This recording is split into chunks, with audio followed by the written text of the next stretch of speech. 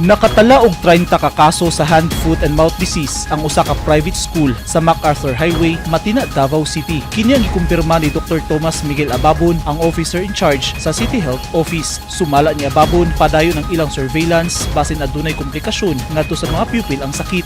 Giklaro sab sa CHO nga ang naisgutang mga learners gikan sa 16 ka mga grade school classroom sa eskwelahan.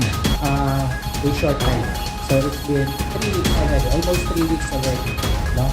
So with regards HFMD, HFMD is a viral disease, a mild viral disease, but a very contagious one. No?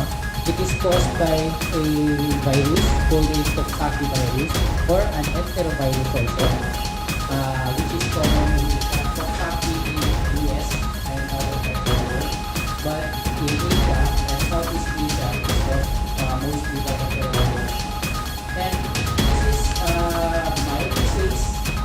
It is transmitted through direct contact or droplets. Pahimangno sa CHO sa mga ginikanan nga dalhon dayon sa doktor ang ilang mga anak nga makasinati og sintomas hilabi na kung huyang ang immune system. The treatment is symptomatic. We don't have a specific drug for HFMD. When we say symptomatic, we mean that if there's a fever, we need an antipyretic. If there's a dehydration, we need cortisone. And there are some complications. Mostly is affect children less than 6 years old. Pipila sa mga sintomas sa hand, foot and mouth disease ang kalimtura, pagpanakit sa tutunlan, pagkaluya, butoy-butoy sa dila ug lagus, rashes sa palad ug lapalapa ug pagkawala sa gana sa kaon. The population of cases is usually seen in greater centers and elementary schools.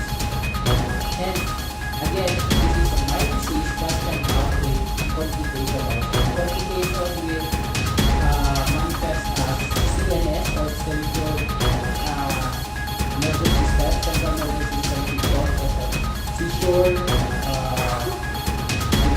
lethargy, or can also present as myocarditis in the heart, cardiovascular system, and also can present as respiratory system. But this complication is very rare in this kind of disease. Giauhag ni Ababon ang publiko nga tumanon ang minimum public health standard sama sa kanunay paghugas og kamot ug paglikay sa daghang tawo o naghuot nga mga lugar aron dili mo takot-takot ang sakit. Sa kasamtangan, nagpatuman una og online classes ang pribadong eskwelahan nga nakatala og kaso sa hand, foot and mouth disease. Eugene Hinutan, Newsline Philippines. Stay safe.